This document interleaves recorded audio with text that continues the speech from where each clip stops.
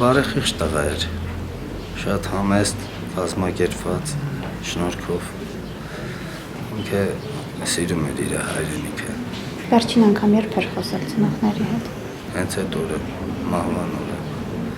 կարճ խոսել էր, ասել էր երկար չեմ կարող խոսել, ամջան ամեն ինչ իմ մոտ նորմալ է։ Մարդ մեծատառով, դպրոցական էր, բայց ուներ բարձր գիտակցություն, համեստ, խելացի, չգիտեմ, դրական ինչքան հատկանիշներ կախտացված էր իր մեջ, մի շատ լավ ձեռքի շնորհք։ Քանդակագործ տղա էր, մի հատ քարե քանդակը խաչքարա քանդակել,